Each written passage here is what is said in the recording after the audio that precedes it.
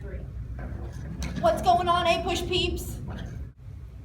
Oh hey, I'm Emily Eagle, and today we're going to talk about the Cuban Missile Crisis. There were increased tensions between the communists and non-communist sides. In 1958, Cuba fell to the communists, led by Fidel Castro. And later, in 1961, the United States tried to overthrow the communist government in the Bay of Pigs operation, which was a failure, and many saw Kennedy and the United States as a failure with weak leadership. The Berlin Crisis in 1961 signified a further divide between communists and non-communists when the Berlin Wall separated East and West Berlin. In the Soviet Union and United States were in an arms race trying to build up their nuclear arsenals. After the Cuban Revolution, the Soviet Union and Cuba were close allies in communism, and the United States had staged many coups, and that is why Cuba accepted Soviets' offer of placing missiles into their country to protect them from further coups. In addition, the Soviet Union wanted to place missiles into Cuba in order to secure their negotiating position in the Berlin crisis. Also, Cuba was only 90 miles away from the United States coastline, which means any short to medium range missiles could penetrate deeply into U.S. territory. Lastly, the United States had missiles in Turkey, which borders the Soviet Union. So the Soviet Union wanted to put missiles in Cuba so that it would restore the balance of power between the Soviet Union and the United States. In 1962, Cuba and the Soviet Union agreed to keep missiles in Cuba. From the beginning, transportation and deployment of these missiles was highly secretive. Few people in even the Soviet Union or Cuban government knew of its existence. The Soviet codenamed this operation Operation Anadir. On September 11th, the Soviet Union publicly warned the United States that an attack on any Cuban or Soviet ship would mean war. The Soviet Union repeatedly denied that the missiles being sent to Cuba were offensive in nature. The first shipment of missiles arrived in Cuba on September 8th, followed closely by another shipment on September 16th. However, the United States didn't obtain photographic evidence until October 14th of that year. I'm Gabby, and I'm here to talk to you about the 13-day standoff. On October 16, 1962, National Security Advisor Bundy notified President Kennedy about the missile sites located in Cuba. Preceding this information, Kennedy assembled the National Security Board, otherwise known as XCOM, to discuss the options of approach. There were 6 options presented in this meeting with Kennedy and the National Security Board. The first option was to do nothing. They had already been vulnerable for a good amount of time, so they were going to continue with their work they were doing. The second option was putting diplomatic pressure on the Soviet Union. This would cause them to bring out the missiles from Cuba and extinguish them. The third option was a secret approach. This secret approach would involve offering Castro the idea to disconnect from the Soviets or get invaded, which led to the fourth option that they came up with, which was invasion. They were going to use full military force against Cuba and overthrow Castro and overall the Communist Party. The fifth option was an airstrike. The U.S. military would organize an airstrike to the Cuban missile sites, which would destroy all of the sites. The sixth option was a blockade. This blockade would be put up by the U.S. Navy and block any ships going in or out of Cuba from Russia. The National Security Board and Kennedy met multiple times through the period of October 19th through the 21st. In this time, they had 2 remaining options, either an airstrike or a blockade. They eventually chose the blockade because they thought it would lead to the least casualties.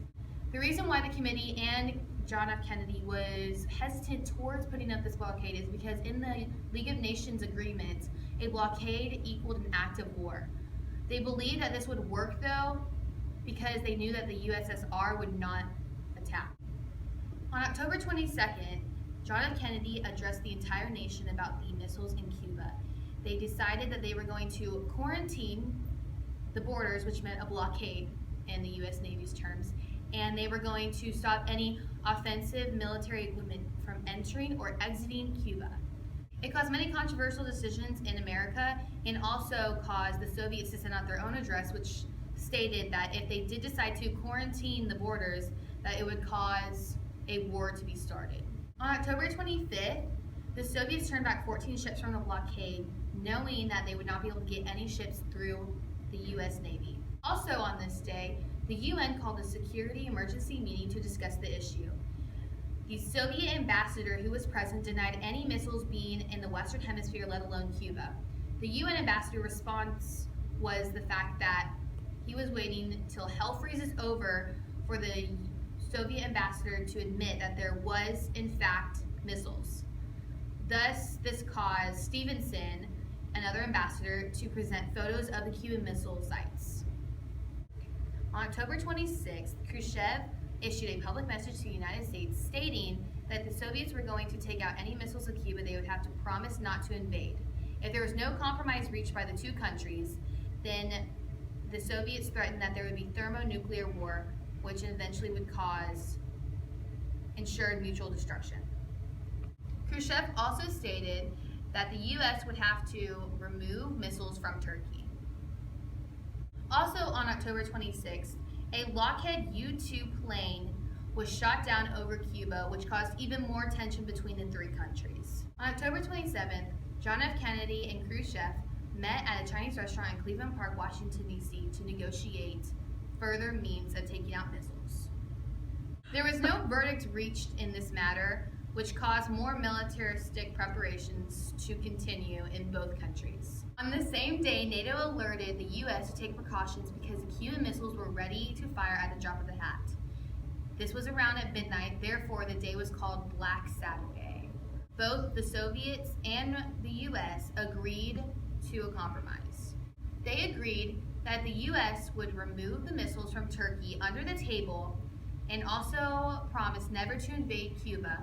Then the Soviets would remove the missiles from Cuba.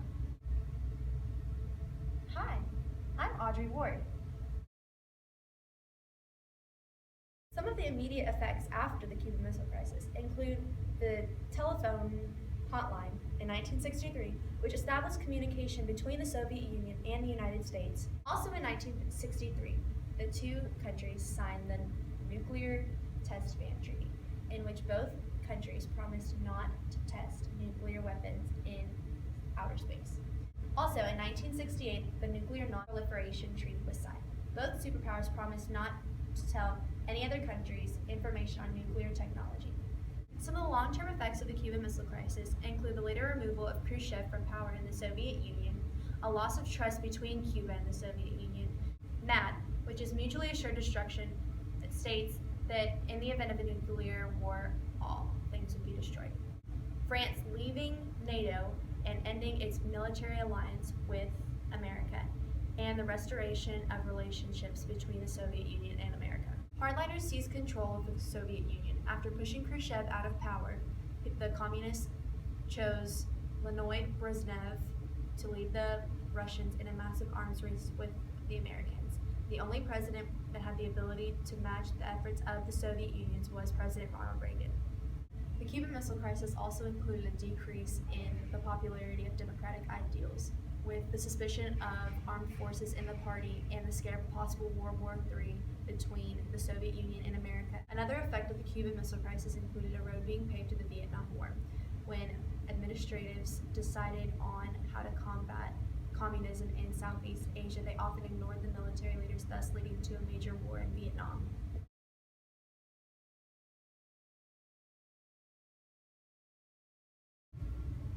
On the same day, at about midnight, NATO alerted the U.S. that there was going to I didn't read this. I can't just start. Okay. In 1958, the Hi, I'm Audrey Ward. Some of the immediate effects of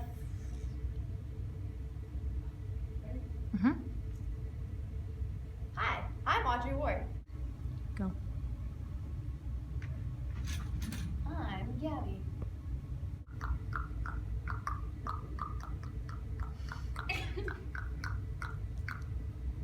Okay, go. Okay, Stop spinning. stop. I can spin if I want to. Watch me spin. Okay, cool. Okay, let's start. Come on, we got like 10 minutes. Someone's coming. Come on. It just popped. It's spinning in circles a lot in this chair. This one's not as good as that one though. Okay, focus. Because I like weigh this one down and the plastic's like, get off, you fat cow. Stop zooming in. In 1958, the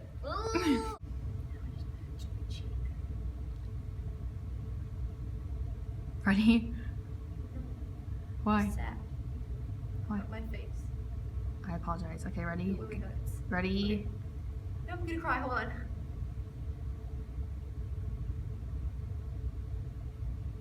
There's nothing to worry about. No, that's wrong. That's definitely wrong. It's some kind of distress. I don't know what that. Do you know that if you blink your eyes really fast, it looks like you have two heads? Thank you, Edgar. Kind of look like. Because blockade equals active war. I know Medusa Okay, doesn't okay, have okay, two okay, heads or okay. anything, but you kind of look like so I'll cut this Medusa. out. From Khrushchev stated. Wow, good one. Khrushchev also stated that the U.S. would have to take out the Turkey missiles. Remove the Turkey missiles. Can you please say the missiles in Turkey? Because all I can think of are missiles filled with turkeys. Okay. The American Empire.